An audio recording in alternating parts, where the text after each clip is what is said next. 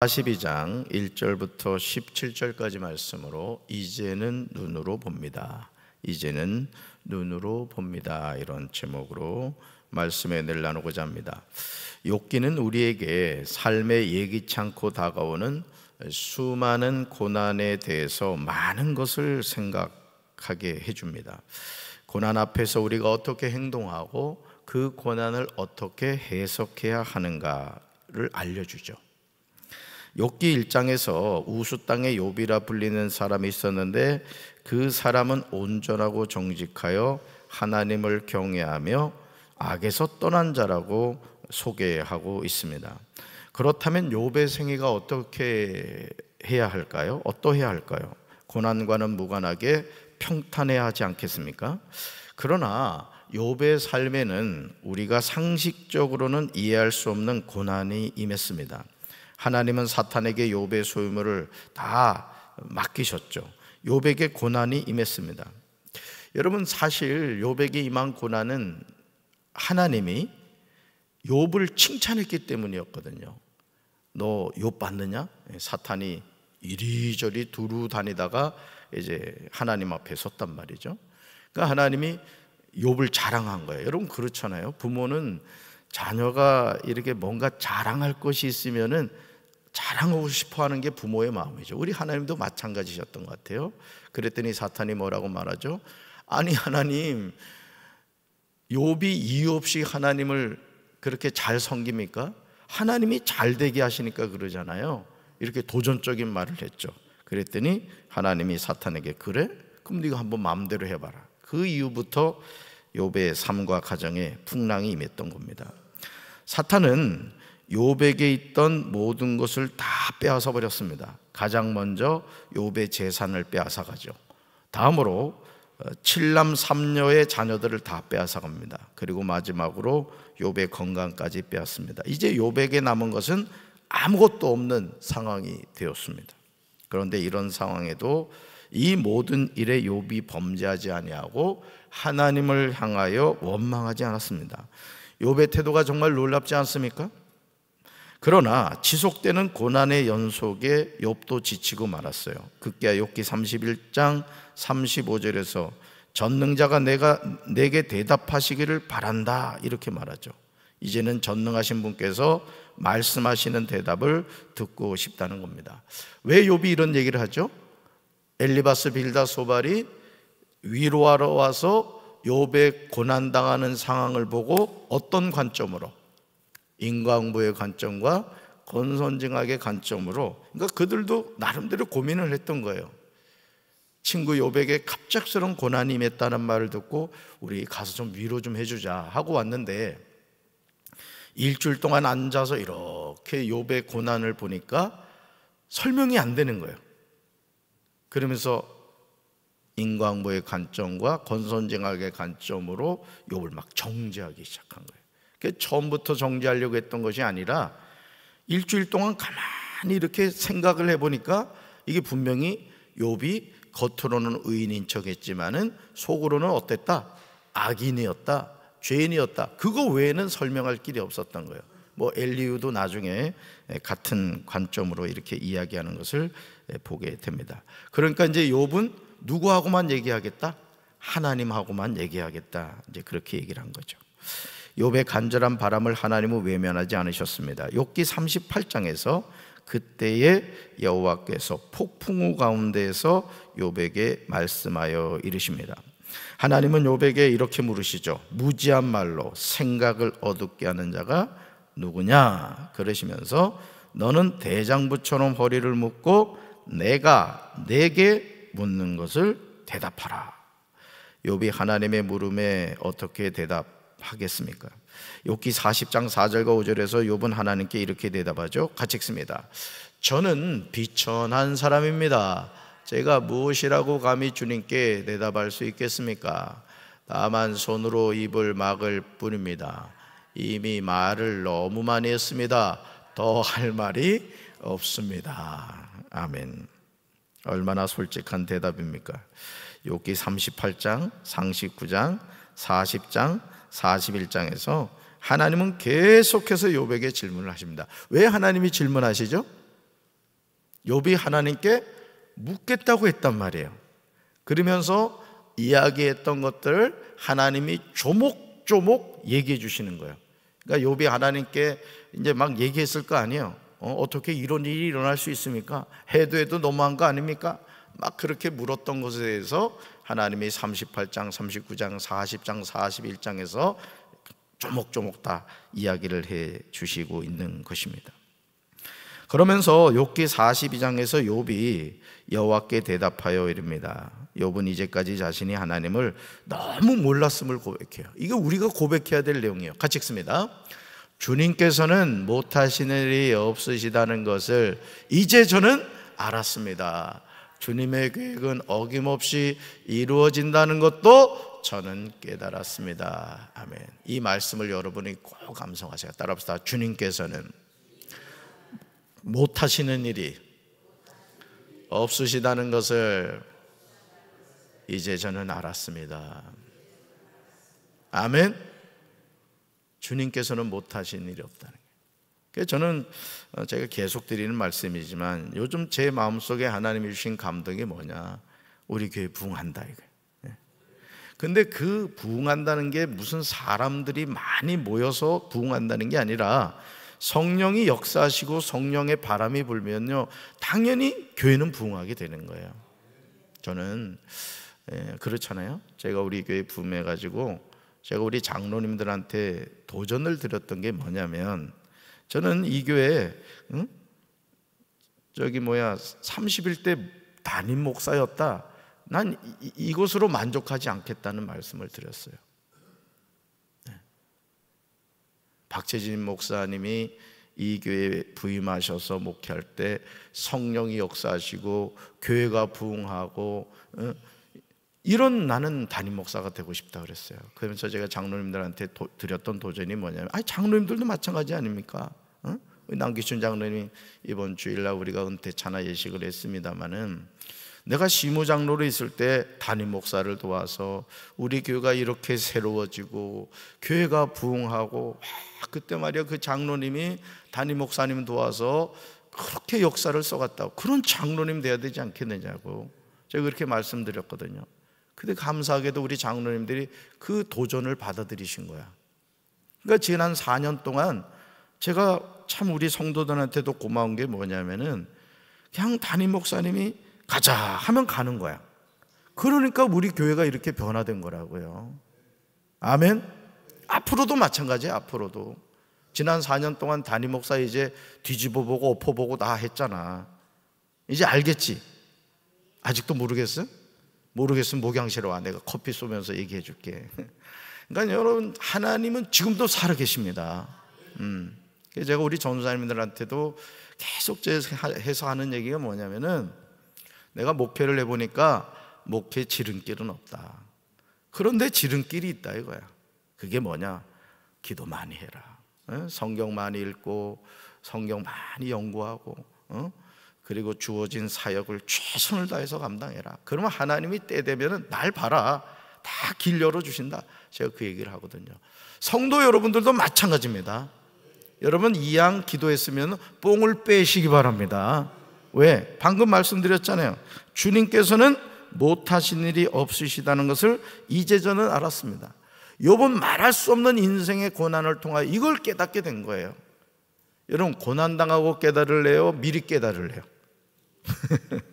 아멘. 그러니까 하나님의 자녀는 이런 믿음을 가져야 되는 거야.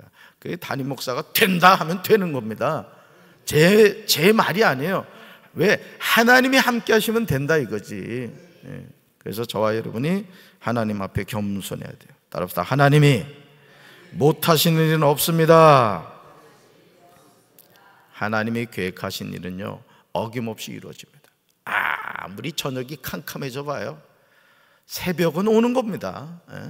당모가지 비틀어도 새벽은 오는 거라고 말이죠. 우리는 이것을 알고 깨달아야 할 줄로 믿습니다.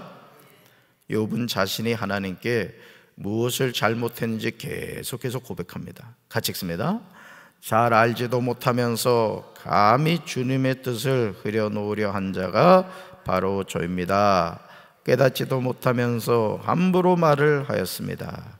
제가 알기에는 너무나 신기한 일들이었습니다. 아멘. 얼마나 진실합니까?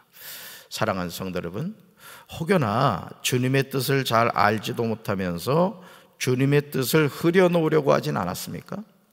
주님의 뜻을 잘 깨닫지도 못하면서 함부로 말하지는 않으셨습니까? 그러므로 우리는 하나님의 뜻을 깨닫기 위해서 깨어 기도해야 될 줄로 믿습니다. 여러분, 기도를 한다는 것은 뭘 의미하느냐? 내 소원을 하나님께 아뢰는 것도 있지만은 사실 정확하게 말씀을 드린다면 기도는 왜 해야 되느냐? 나의 삶을 통해 하나님의 뜻이 이루어지는 겁니다. 아멘이십니까? 아닌 말로 생각해 보자고요. 예를 들어 박재진 목사가 자기의 뜻이 있어요. 예를 들어서 그럴 수 있잖아요, 그죠? 그래서 제가 마음에 원하는 뜻이 이루어졌어요. 그런다고 세상이 바뀝니까? 세상 안 바뀌어요. 여러분, 이병철 회장이 죽었다고 우리나라가 망했습니까? 언제 그 사람이 있었는가 기억도 안 해, 대부분. 결국은 우리 삶을 통해서 우리가 왜 기도해야 되느냐? 내 뜻을 이루기 위한 것이 아니라 하나님의 뜻을 이루기 위해서 우린 기도하는 거라고요. 그러니까 우리 교회도 마찬가지인 거예요. 우리 교회도 왜 이곳에 하나님이 세우셨고 왜 이곳에 있느냐 이거예요. 우리끼리 모여서 짝짝꿍 하면서 아멘 할렐루야 하려고 우리 교회가 세워진 게 아니란 말이에요. 아직도 예수님을 믿지 않는, 우리 강경에도 7,300명이 지금 가까이가 살고 있는데 그 많은 사람 가운데 지금 6,000명, 제가 볼 때 6,000명 가량 정도가 예수 안 믿는다고. 최소한 5,000명 이상이 예수를 안 믿는다고요. 그 5,000명만 우리 교회 와봐. 어째 아멘이 없어? 그러면 이 성전 꽉 차는 거지. 그러니까 하나님의 뜻을 이루기 위해서 뭐 한다? 기도하는 거라 이거예요. 할렐루야. 욥기 42장 4절에서 하나님이 욥에게 하신 말씀이 무엇입니까? 들어라, 내가 말하겠다고 하십니다. 내가 물을 터이니 내게 대답하라고 하십니다. 우리에게 말씀하시고 우리에게 물으시는 분이 누구시다? 하나님이시라는 거예요. 할렐루야. 우리가 할 일은 들어야 하고 대답해야 되는 거예요. 그래서 여러분, 훌륭한 신하는 왕이 하는 말을 잘 경청해야 되는 거예요. 그래서 임금님이 나에게 어떤 명령을 내리시는가, 이걸 잘 들어야 그 일을 하는 거 아니에요, 그죠? 우리가 하나님의 자녀로 이 세상을 살면서도 마찬가지입니다. 하나님의 말씀을 잘 들어야 하나님의 말씀에 순종하는 거예요. 할렐루야. 그래서 잘 듣는 사람이 그 말씀에 이제 순종할 수 있다라는 것이죠.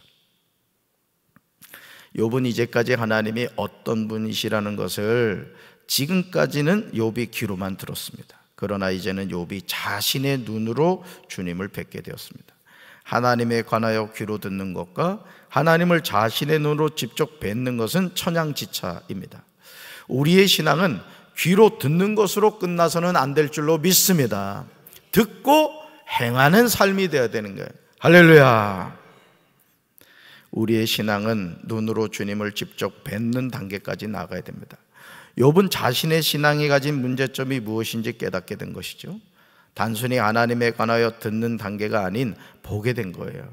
그래서 저는 우리 사랑하는 성도 여러분들의 삶에도 하나님의 말씀을 듣고 하나님의 임재를 체험하는 우리 성도들 되길 주님의 이름으로 축원합니다.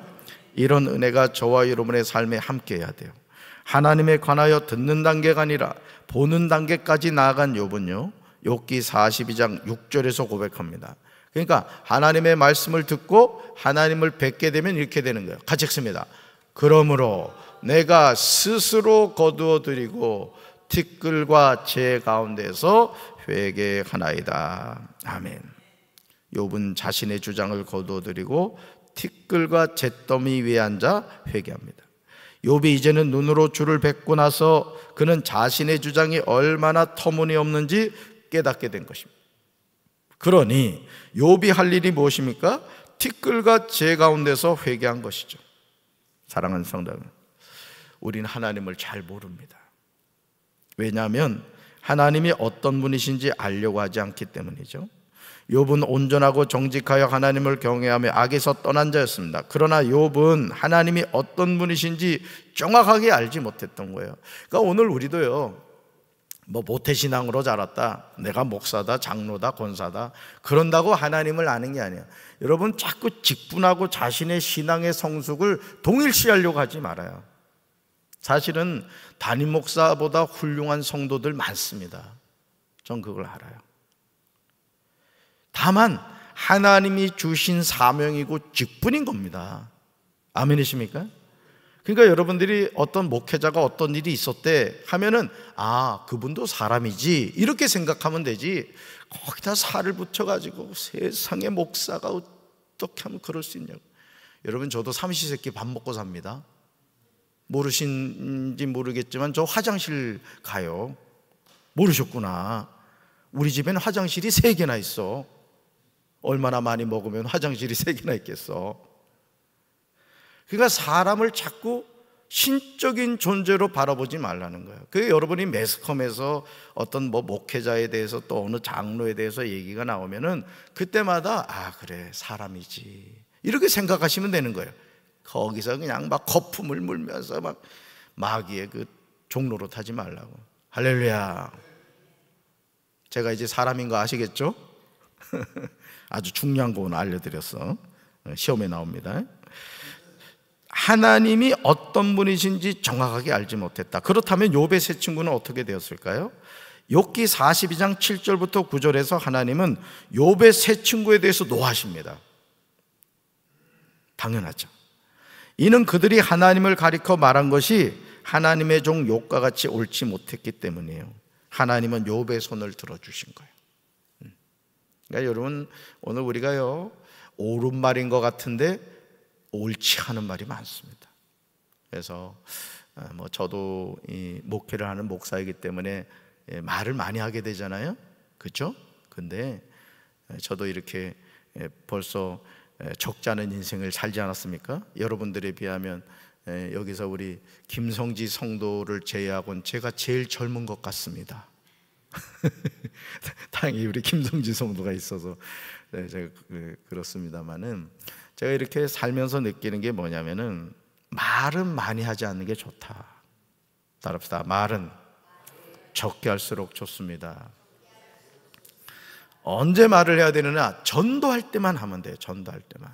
그리고 남을 칭찬하고 사랑하고 격려하고 이럴 땐 말을 많이 해도 돼요. 아멘? 말 많이 해가지고 좋은 얘기 듣지 못합니다. 그냥 진득하게 있는 게 좋아요. 하나님은 누구 손을 들어주셨다? 욥의 손을 들어주셨어요. 욥기 42장 8절에서 그들이 하나님께 용서받을 수 있는 길을 제시하고 있어요. 같이 읽습니다. 그런즉 너희는 수소 7과 수당 7을 가지고 내 종 욥에게 가서 너희를 위하여 번제를 드리라. 내 종 욥이 너희를 위하여 기도할 것인즉 내가 그를 기쁘게 받으리니 너희가 우매한 만큼 너희에게 갚지 아니하리라. 이는 너희가 나를 가리켜 말한 것이 내 종 욥의 말같이 옳지 못함이라. 아멘.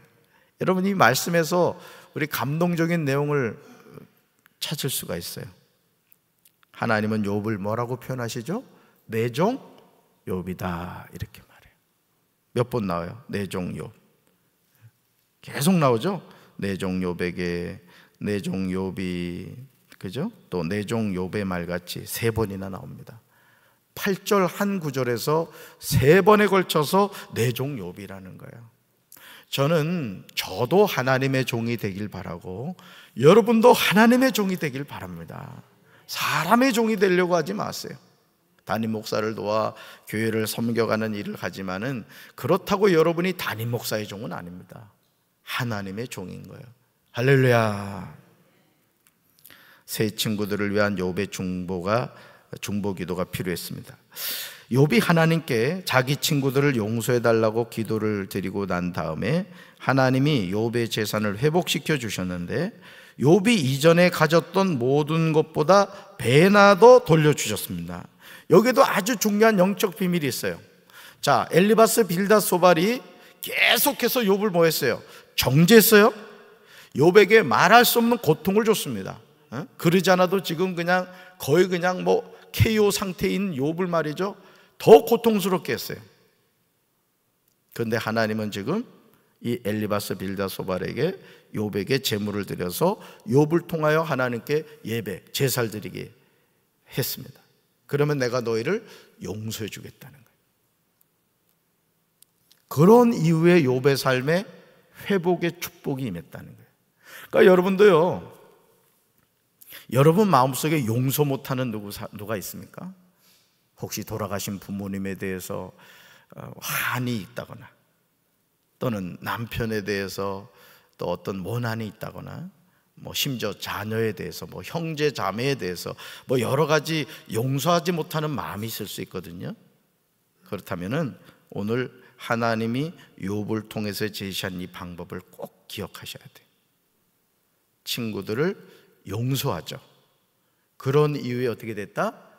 욥의 축복이 이전보다 갑절로 임했다는 거예요. 따라서 용서할 때 축복이 임합니다. 여러분 성경에 앞에 주기도문을 한번 펼쳐봐. 성경 앞에. 여러분 성경을 펼쳐보라고. 펼쳐봐. 그냥 맨 앞장 넘기면 무조건 주기도문이 나와요. 주기도문. 겉장에 보면 있죠? 겉장에.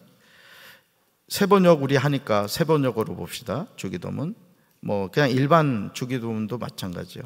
자, 거기 보면 제 성경으로는 5번째 줄이네요. 우리가 우리에게 잘못한 사람을 뭐 해 주는 것 같이? 용서해 준 것 같이 우리 죄를 용서해 주시고. 자, 우리가 해야 될 일이 뭐예요? 나에게 잘못한 사람을 용서해 줘야 된다. 그럼 어떻게 돼요? 하나님이 우리 죄를 용서하여 주신다는 거예요. 할렐루야. 욥의 삶에 회복이 언제 임했느냐? 욥의 세 친구를 용서해 줬을 때, 그들을 대신하여 사죄의 제사를 드렸을 때 욥에게 그런 축복이 임했다는 것이죠. 욥의 삶의 고난의 때가 지나고 회복의 때가 돌아온 것이죠. 욥의 말년에 욥에게 초음보다 더 복을 주셨습니다. 저는 우리 사랑하는 성도들이 이런 복을 받게 되길 주님의 이름으로 축원합니다. 정말 여러분들에게 영권의 복과 물권의 복과 인권의 복이 임하게 되길 주님의 이름으로 축원합니다. 그 받은 복을 하나님을 위하여 쓸 줄 알고 이웃을 위하여 쓸 줄 알고, 또 물론 여러분 자신을 위해도 쓰십시오. 그렇다고 맨날 라면이나 끓여 먹고 그러는 얘기 아니야. 여러분 자신을 위해도 쓰세요. 화장품 같은 경우 우리 여성분들 보면 그렇더라고. 우리 이제 아내도 이래 보면은 좋은 걸 먼저 써야 돼요? 나쁜 걸 먼저 써야 돼요? 말은 그렇게 하는데 좋은 건 안 쓰다가 썩어가지고 버려 그냥. 옷도 좋은 걸 자꾸 입어야 돼요? 시원찮은 걸 먼저 입어야 돼요? 근데 어째 교회 올 때 그렇게 입고 와? 내가 예식장에 가서 보면은 저 권사님이 우리 권사님인가? 내가 그럴 때가 많아. 그냥 막 아주 화장도 그냥 빨갛게 칠하고 그냥 얼굴도 그냥 이 화장을 얼마나 했는지 거의 뭐 미장을 너무나 아주 해가지고 눈썹도 얼마나 이쁘게 그랬는지. 평소도 좀 그럽시다. 여러분 하나님이 주신 복 받읍시다. 그리고 그 복을 멋있게 쓰다가 천국 가십시오. 할렐루야. 오늘 욥의 우리 욥기가 이제 끝났습니다마는 하나님이 결국 욥을 통해서 우리에게 주시고자 하는 것은 뭡니까? 회복이에요. 회복. 이 회복은 지금도 우리에게 있습니다. 하나님이 우리와 함께 하심을 여러분 기억하시고, 어떤 인생의 고난 가운데 있다 할지라도 낙심하지 말고, 내 삶은 누구 손에 있다?